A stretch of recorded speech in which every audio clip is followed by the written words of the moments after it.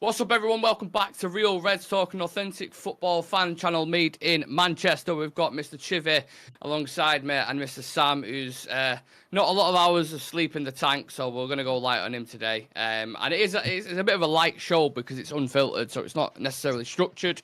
I just want to have a chat specifically, some of the quotes that are coming out from Bruno Fernandes, and some other stuff around him as well after his 250th appearance. He's done an interview. I want to talk about him under Amorim as well. Leny Yoro, there's a couple of bits on him. Obviously, he's going to be available for the Ipswich game. What are the expectations heading into that? And then we've got some transfer news around players like Christopher Nkunku and Branthwaite and other little bits. So, yeah, excited to get into it.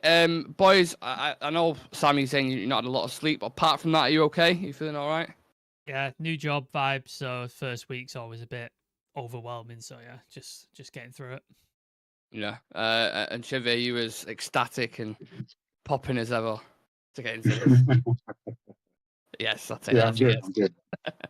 Right, let's dive into it then. Bruno Fernandes has been speaking about Ruben Amorim, saying, obviously for me, what stands out, as I said to you, is the connection he has with the players. You see it at the end of the game when a manager is going from your club in the middle of the season with all the things they have still to win. I've seen many moments where players were struggling and he kept his faith in them. He always goes to the press conference and always defends their players and always kept them on under himself to give them the best opportunity to shine. And then the last quote was, he had a really youthful team, so they needed that, and hopefully when he comes here, he can do the same again for us. His form at the moment, Sam, what are you putting that down to? Is it just as black and white as, it's because Ten Hag's gone? Because he was really struggling. He hadn't scored in 13, I believe, until, Ten Hag left and Ruud came in as the interim. It seemed to be a lift with a lot of players, didn't they, after Ten Hag went? Like, a couple of players seemed to step up, like Casemiro seemed to step up. Ugarte wasn't really playing under Ten Hag, and then Ruud coming, and he started playing him all the time. And the last game he played, he looked pretty good. Yeah, Bruno's looked better. Still worried about the forward line. We spoke about Garnacho and Højlund and Rashford a bunch there. That's still worrying. But yeah, I think there's the manager bouncing there because obviously they respect Ruud. He's a former United player, United legend, won everything there is to win. So I think they respect him for that level, so that he gets a bit more leeway than Ten Hag did after like 3 seasons of like not really progressing, and then obviously the harsh criticism and the harsh sort of way of sort of the way he approached things. Whereas I imagine Ruud just sort of took the shackles off a little bit and gave him a bit more sort of freedom, so maybe that sort of gave a bit of levity. And then also I think the sort of slight change in the Bruno's role, how he's pushed up to the top and he doesn't have to worry about behind him because you've got Ugarte and Casemiro patrolling that area, so it frees him up to do the things that he's good at rather than having to worry about getting back, tackling and all that sort of stuff where he feels like he has to do everything. I think it's a combination of those things.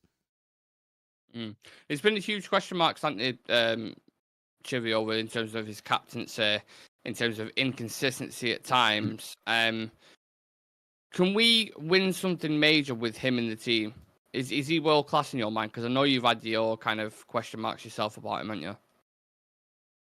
Yeah, I don't think he's world class, but he's a very, very good player. He's probably one of the crop of players just below world class. Can I ask you what your definition is of world class? Because everyone interprets it different, don't they? Yeah, I don't think I have like a tangible.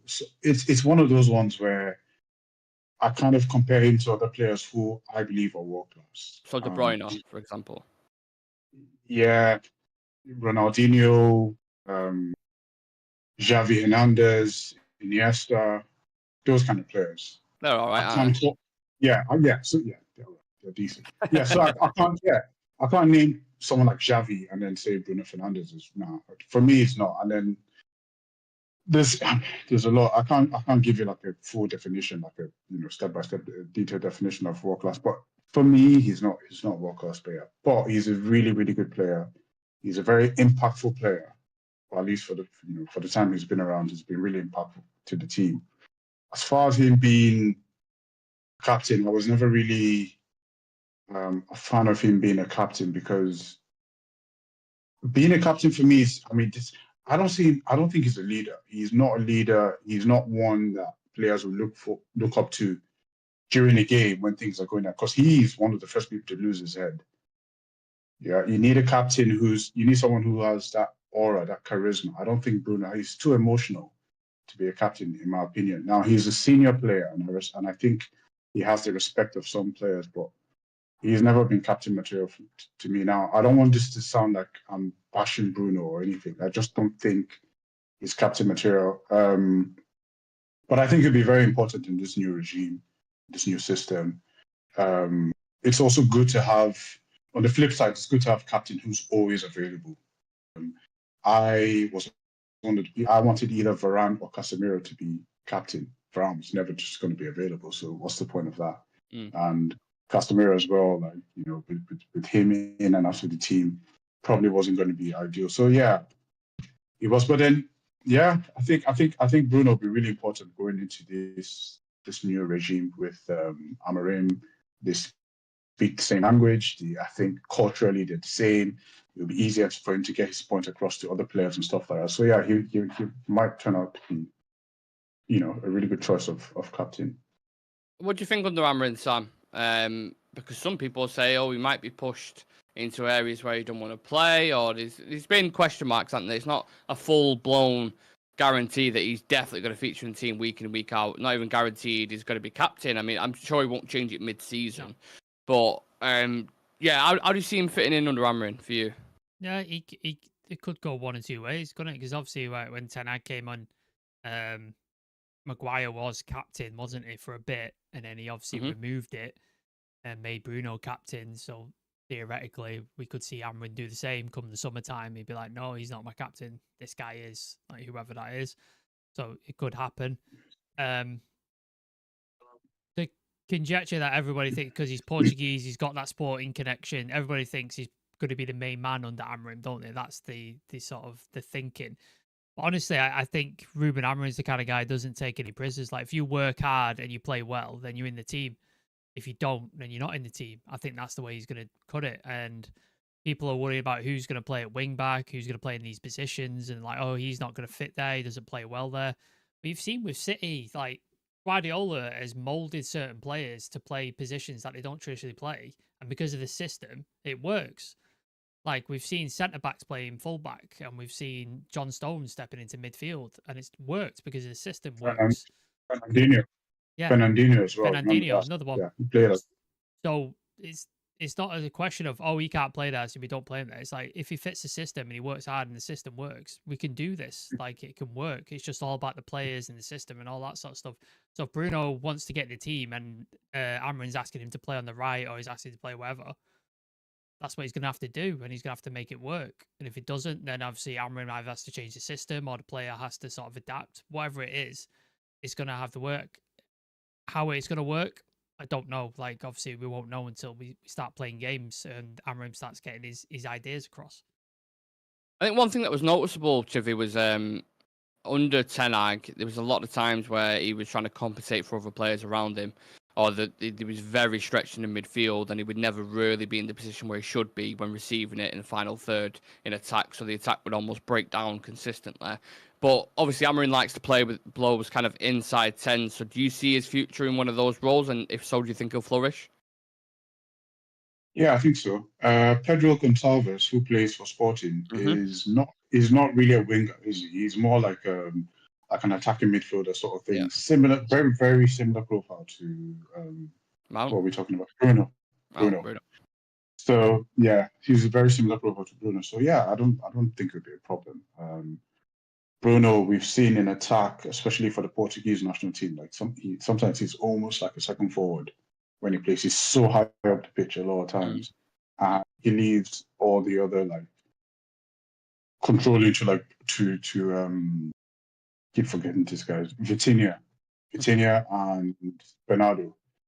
So yeah, I don't think it'll be a problem. Also, I mean, every good coach is able to put players in able to, like Sam said, set up a system that allows that plays to players' strengths. So we've seen Rooney. At some point, I don't think we even knew what Rooney really was, because he would play on the left, he'd play attacking midfield, play as a striker. You know, if the system allows you, and if the system is one that accommodates one of your skills, then why not? And I don't think it would be a problem for Bruno. I don't think he'll play wing back or anything, but I think one of those sort of inside tens, or some people have called it an inside forward. Yeah. I think it suits him. It just leaves him less time on the ball, which is fine, you know. And yeah, I don't think I doubt Bruno have any problem fitting into the system. I'd be surprised if he doesn't. Well, one of the things he said, Sam, was he wants players with intensity. That's what Fabrizio Romano was reporting. And I think that is like a mega thing, that the type of players that we need to bring in. You can't say Bruno lacks intensity, can you?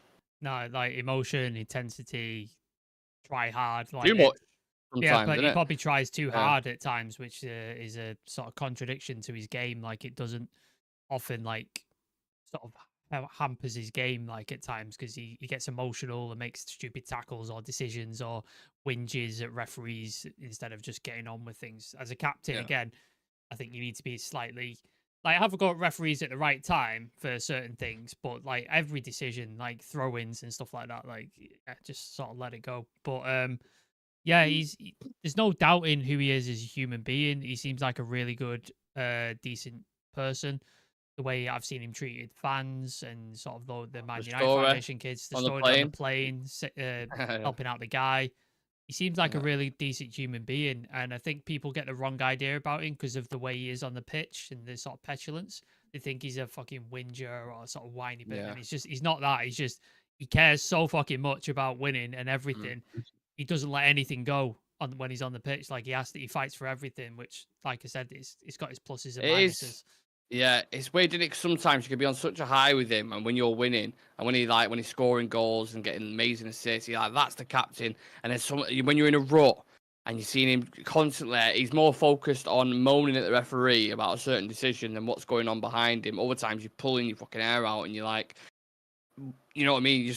You want to just drag him off for a bit and just drop him because he frustrates the life out of you. And that's the trouble I have with Bruno, because I don't know, is Jekyll and Hyde the right kind of way to describe it? Would that be the correct kind of way? I think Fred was more Jekyll and Hyde, wasn't he? Fred was that kind of guy. It was like, you didn't know game to game, half to half, what he was going to do. He could do a world-class finish, or he could have one of the worst games you've ever seen in your life. I think Bruno is less inconsistent. Yeah, he's petulant. He's just petulant, man. That's what he is. Just complains about stupid things, like, to the ref. Like, if you go argue about some just unnecessary stuff, like, get your head back in the game. I feel like you and Bruno would clash if he was at a bar or something. I don't know why. I feel like there'd be a bit of tension in the air or something. But I get what you're saying. You're spot on. Anyone who's just joining, let us know your thoughts on that situation where you see Bruno Fernandes fitting in Ruben Amorim's system. If you see him more deeper as one of the eights or in the attacking roles, I don't want to see him near the midfield bit, to be honest. I'd rather him much higher up. And when you're getting it, whether it is on a transition or possession base, just playing those balls quickly. A bit of news on Leny Yoro. Has been speaking about the fans and his situation whilst he's been recovering from injury. Obviously, he's going to be back available for that Ipswich game. Could even start it. Which that wouldn't surprise me in the slightest. He was saying the fans have been amazing. They always support me. They send me a lot of messages to support me through the injury. They look forward to seeing me, so I hope I will give them a good way to play, and I'm just looking forward to being with them in the stadium. How excited are you, Sam, to see Leny Yoro in that back five? Because apparently a lot of Amorim staff, Amorim himself, again, is coming out from Romano, very, very excited about this kid. Yeah, we spoke about it when we bought him. Like, obviously, Madrid don't normally pick duds, did it? Like, normally when they go after a player, he turns out to be quite good, as we've seen with Vinicius Junior, Jude Bellingham, Valverde. Oh yeah, Gravison less so. But yeah, obviously every team has got hits and misses, aren't they? Like, it happens, but normally Madrid get it right. So I think Leny Yoro is. He's proper happy with that one, right? He loves that. He's Gravison. You can't see underneath the camera, but he's clapping himself. He's like this. He's applauding himself. What a player. He's written it down and going, that was a good joke. Good joke. Yeah. Let's not forget Jonathan Woodgate as well. Oh, I can't believe he played for Real Madrid. So mental. He had his moments. So mental. Mr. Woodgate. But yeah, I like him. I hope to see sort of more of him. I want to see his talent. Obviously, we've got a very small sample size in about Jonathan Woodgate. Yeah. I like him. I've seen his talent. Let's talk about Jonathan Woodgate. Do you remember Lee Bowyer, Chivy? Do you remember Lee Bowyer and Jonathan Woodgate for Middlesbrough? forget Leny Yoro. I want to talk about who's the most niche defender you can think of right now off the top of your head. Oh. Right now, like you can talk about the Barclays kind of era. It don't even have to be a defender. It can just be any player. I can't remember his first name. Can't remember his first name, but Samba. What was his first name? Oh yeah. For QPR. Brees. Is it Brees? No. Oh fuck, that's gonna bug I know me. who you're talking about. Yeah. This one is gonna show my age. What's his name? The Leeds guy. Ian Hart. Viduka. Oh, who? Ian Hart, did you say? Ian Hart, yeah. Oh my god, fucking hell. You are showing your age. I thought you were going to say Viduka or something. No, you said defender. Yeah. Yeah. Christopher Samba. He played for QPR and he was like big. He was bigged up as like this is the next big thing, and then QPR went down. $100,000. Yeah. $100,000. Yeah. What they paid him to go to Yeah. QPR. Then. Yeah. It just did not go well at all. That was when, do you remember Adel Taarabt as well? Do you remember the midfielder Taarabt? I literally lived 2 minutes away from Loftus Road Stadium when I was in London. Literally, yeah, like a minute away. Yeah. So literally, and I remember seeing Kotu. What's his name again? He went from Spurs. Benoit Essowakotu. Played for Spurs as well, didn't he? Played for Spurs. Yeah, and I remember seeing him one night outside the stadium in like massive. This is when the Rolls-Royce Wraith just came out then, and he had this big afro, and he's just there. There's girls in the car. It's like, this guy's useless defender. Yeah. Living the life. I think there was a story about him where he was like one of the worst trainers ever. He just never give a shit. He was rubbish. Yeah. QPR was just paying out money to all sorts of duds, man. Yeah. Was that when they went? That was before they went up to the Premier League, innit? And he spent a load of money. Yeah. Does that happen? No, that's when he went in the Premier League. No, that's when they went. Yeah. Oh, was it? Yeah. So they bought Taarabt, they bought Samba, they bought. Did he buy Roque Santa Cruz from City? I'm sure they bought. Rio went there as well, didn't they? Yeah. Basingwa. And I remember one more thing. I remember seeing Fabio when he went there when he was on loan. And man, he looked sad. Like he looked like his world was like, because he wasn't playing. He just looked like sad. I was just like, man, look at this guy wasting here. Anyway, I always feel, don't worry about it anyway. We're on Unfiltered today. It's fine. What pops into my head is always Morton Gamps Pedersen. Blackburn. Whenever I think for Blackburn. Yeah. That kind of thing. That always scored against us. Yeah. And I think about like Match of the Day when U2 was doing like the intro for it. It's a beautiful day, and the intro for that proper nostalgic, man. What a time to be alive. Blackburn had some proper like nasty players, didn't they? Like some proper like dickheads in their team. Like I think Robbie Savage played for them, didn't he? He was always a twat. Every time he played, he used to crunch somebody. Like. Joey Barton as well. Did he play for Blackburn? Oh no, QPR. I think QPR. Yeah. He got sent off. He got sent off that game when City won the title and Aguero scored that goal because they were 3-2 up, winning, and then Joey Barton got sent off, and then they scored 2 goals and won the title. Absolute bastard. Yeah, I think we need to do like a tier list of shithouse players from the Premier League, and that'd be good. Do like the top 10 and knock it down because there's quite a few to cipher through. But yeah, do United have any current shithouse players? Leach is a shithouse. Leach is definitely a shithouse. Yeah. Remember the Kyle Walker thing in the FA Cup final? Do you remember that when he was walking off and Kyle Walker is trying to chat back at him and he tries to walk back on the pitch? He's like, "Yeah, I'm what, mate? I'm what?" It's like... He's a bit. Do you know what though? For his size, he's so confident, isn't he? Oh yeah, because he's quite a small guy, Alessandro. But he's like, shit. He's like, the Chihuahua. The Chihuahua dogs that you see, they're tiny, but they're just all bark. They're just fucking. They never shut up. Did you heard my favorite? Sorry, Chivy. My favorite United shithouse was Ander. Ander was great. Ander was fantastic at it. You remember when he spat on the City badge? Yes. That was just, oh my god, that was just amazing. Honestly, like these. Do you think we need more of that? Or do you think it's more like an old school kind of thing now? Like no. We need that. Like the way Ander did it. Then it wasn't like it. Basically, if you can back it up on the pitch, why not? Fans will jump at it, won't they? Yeah, well, look at Paul Scholes. Paul Scholes was the worst tackler on the planet, But on the pitch, he was a fucking magician. But if he went to tackle someone, you knew it was going to be a 2 foot, and he's going through the guy and he's taking him out. But nobody cared because he was a fantastic player, and that's the difference. What I was going to say is, Even Leny Yoro reminds me of, you know, Chivy's not a wrestling guy, but you'll know Brock Lesnar, don't you? You know who Brock Lesnar is? Yeah. So Chris Jericho, who is a regular dude, just looks like a regular dude, went up to Brock Lesnar and tried to have him a fight because he was convinced that he went in for business for himself in a match and hurt some guy, and he went up to him to try and sort it out. Brock Lesnar, he tried to fight Brock Lesnar. Who is a fucking mutant of all the people you could pick a fight with, Brock Lesnar would be the very worst person to pick a fight with. Yeah. That's what Leach is like. He's just going, he doesn't give a shit who it is. He's like, I'm going to fight him. And I like that. He's a warrior. And I do think we need, but I see bits of that in Casemiro as well. Like, I know it was Garnacho who was roasting the other day, but when I think you got to think, man, if you're a young kid coming through. He did it to screaming at you like that, you like, yes, Shoretiri as well. I bet he was like quick to get out of that stadium thinking, fucking hell, because he looked like a nutcase when he was screaming at him. So I think we need a bit more of that, to be honest. I do feel like we need a couple more characters like that, because they're the ones who push you through those kind of tough times, the ones that you go into the trenches with. And I think football as a sport in general has changed quite a lot now, and you don't really get those kind of characters. You know who else was like that a little bit? Raphael. Yeah. Biter, very biter. Yeah, even like his debut. I remember his debut goal was against Arsenal. We lost that game 2-1, and he was trying to pick a fight with everyone on the pitch. Like it was crazy. Did you guys notice after the game, the POAK game? Did you notice the players around Shoretiri? Yeah, the United players you're on about.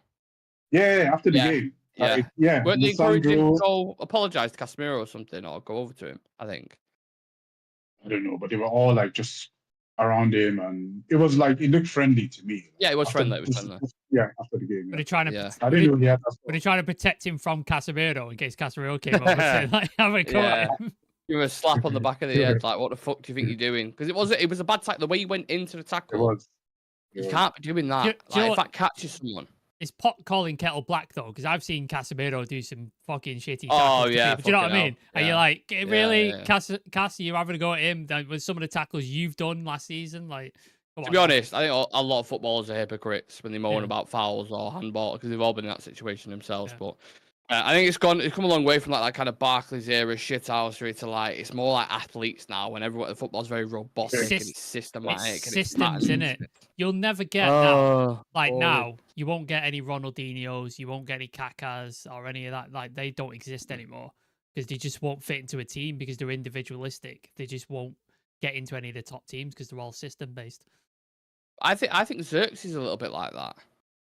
I think Xerxes, like, I think technically, I think he looked really, really good.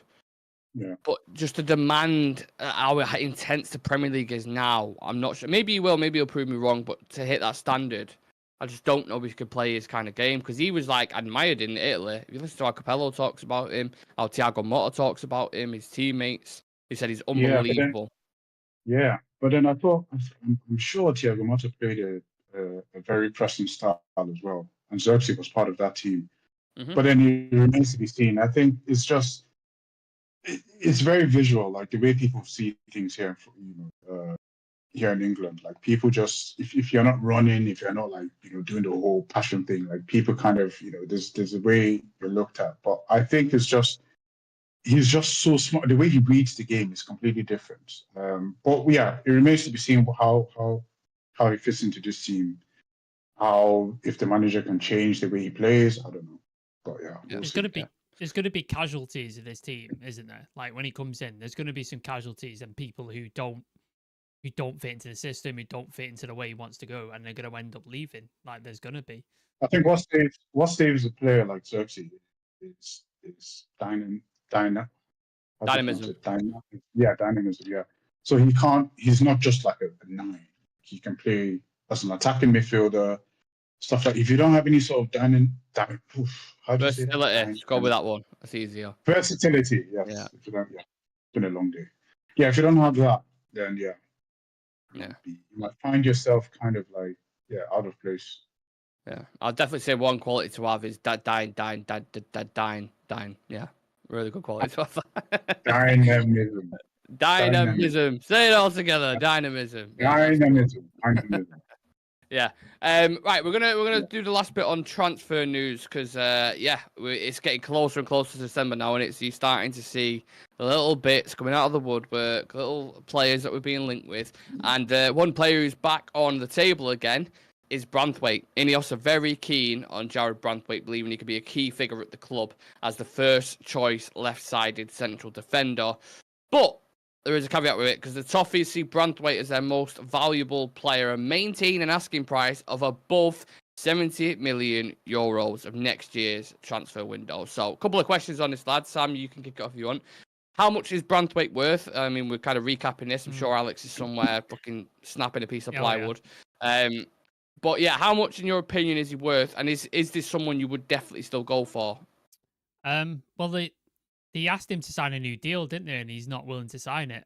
So he's clearly he wants to move. He wants to move. So he's gone. He's not handed in a transfer request, obviously, but like he seems like he's itching to move to the next stage. I don't think you should pay more than 50 million for him. I don't think he's worth 70 million. Like, this is not. How old is he? 22, 21? Yeah.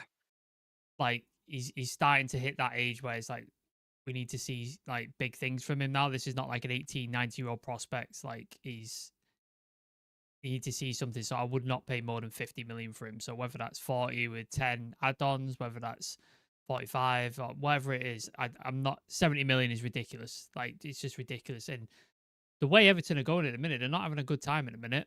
Like they could end up relegated. They're in the middle of a takeover, which is I listened to the Athletic podcast today. They could.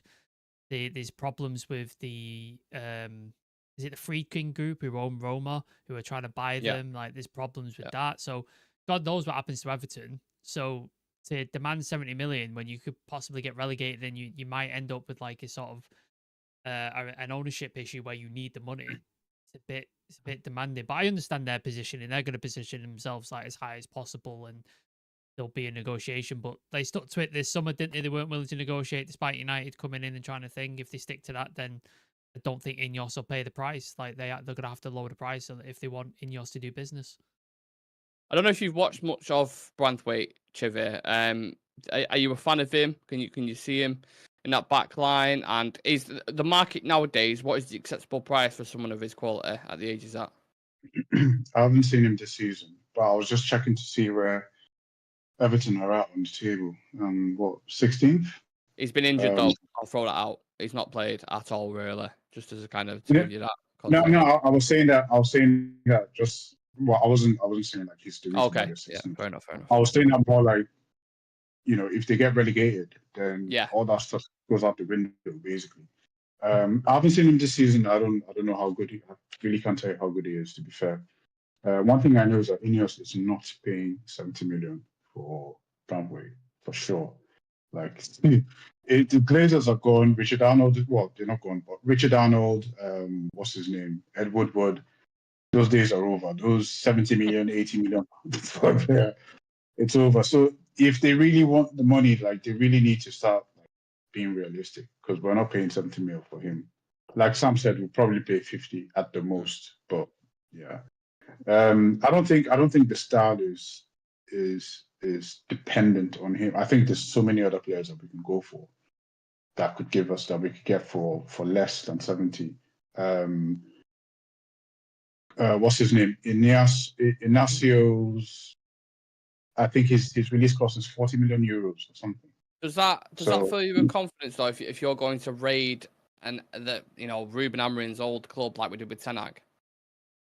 No. I'm just using that as an example. Okay. Saying Everton don't have that much to bargain for. Like we're not that desperate. Like if they want to play hardball, like there's loads of defenders that we can get for far less. That's the point I'm making. Will he be as good though? How good is he? Is he? But I rate. I know you're a big fan of him.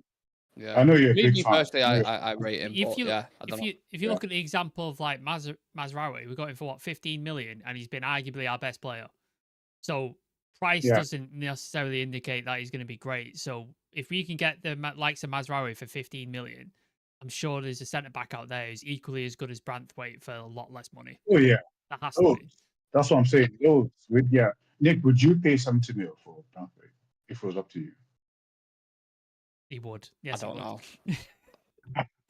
I look at that left-hand side. I think if you have Yoro as your right centre-back, take your pick with the middle. I don't know who goes in there, Delit, Maguire, whoever. And Branthwaite as that left centre-back. He's perfect for that kind of role if you've watched him closely. 70, maybe not. Maybe that's not a push. But if it got announced in January or the summer that United paid 60 million for Branthwaite, 50 plus 10, let's say, for example, I wouldn't have no qualms with that whatsoever. Because we just spent 50 million on Yoro. We've been burnt recently. Like we paid, how much did we pay for like Mason Mount, for like Anthony, for all these big fees? Like, I think I'm not sure Ineos are ready to like spend that much money on players that are not 100% proven the way we would expect. And then with him does he have a good injury record? Like, what's his record? Well, he's picked up an injury at the start of this season. He's been out for a few weeks, but apart from that, it's pretty squeaky clean. But you know what happens when it comes to United, you become injured, don't you, almost? So that doesn't really matter. I want to ask everyone else in the chat as well. Let us know your thoughts about Jarrad Branthwaite. What's the absolute maximum you would pay for him? Get it in the comments. And welcome to Paul, Josh, Sylvenius, UTFR, Jarvis, Steph, all you guys. Sorry I haven't been to the comments. I've had a lot of stuff to go through. And Nkunku, quickly if we can, lads. Sorry, because it's got to wrap it up short there. This is a bit of a nothing story, but he is being linked. You look at, again, we've just been talking about the attacking tens. He's not getting enough game time at Chelsea. Someone who I was a big fan of at Leipzig. Would you take a punt on Nkunku? Oh, no. Wow. How much? No. Like with his injury record, how often is he fit? How much are they willing to pay? Like this, we've got options. Like there's loads of players out there. Like, I don't think we should be getting like Chelsea's sloppy seconds. Yeah, unless it's like a ridiculous bargain price, move on. Like let's not bother with that. Like let's. I think you could get younger, better. Like what even is his best position? Is it the 10? Is it the 9? Like where is his best? Because he's played all over the joint for Chelsea. I don't know what his best position is. I honestly don't know where he plays. I honestly think he'll fit into the system quite well. I agree. So. I think he'll fit in really, really well. Obviously, I'd rather have if we give them Marcus Rashford and they give us some fairs, but like, fairs. But like, I think we've passed the stage where people can just kind of like hold us to ransom or use us as a bargaining chip. He's not happy, so he wants to go to United. Like, fuck that. Like, nah, we're done with that. Like, I'm also there's annoyed. so many talents out there. Chelsea pissed me off with the Mason Mount thing, like that. I don't want to do business with him again. It's like, why are you paying 60 million for a guy in the last year of his contract? Like, just stupidity. To be fair, they took Sancho forwards and we took Mount off them. So it's kind of balanced but out. You can't blame Chelsea. Like, we were the stupid ones to actually go and pay that amount for Mason Mount. So it's just one of them ones. But just to answer that, like I think we can do a lot better. I'm just looking at Nkunku's injury record here, right? So since he's joined Chelsea, he had a knee injury that kept him out for 109 days. He had a fitness injury issue where he was out for nearly 2 months, a hip injury that kept him out for a month, and then a hamstring injury that kept him out for nearly 3 months as well. Walk away. Why is it that everyone who's unhappy wants to go to United? We're linked with Sterling. Exactly. Whenever someone's not happy at his club, he wants to come to United. Morata, we're linked with him. We had a thing with João Felix. All that kind of, like, wow. Do you remember when Sergio Ramos was negotiating a new contract with Madrid and he started flirting the eyes at us? He was like, "Oh, he's gonna go." Every agent and his dog just puts United's name in it, don't they? Every single time. United want to sign him. Oh, we'll pay that extra 2 million then if United want him. It must be. All right, come off it. Anyway, sorry to keep it short and sweet, guys, but I have got to head off. I appreciate all the comments as well. Like I said, Josh, Barefoot Dreams, Ian Murray's True Cushman, UTFR, all you guys, appreciate your comments. Sorry we couldn't get into them, but we're back tomorrow at 12 o'clock with a full kind of breakdown, and we'll dedicate that show to the comments section and that back and forth. So, yeah, appreciate Sam, appreciate each other. We'll see you guys in the next one. Peace.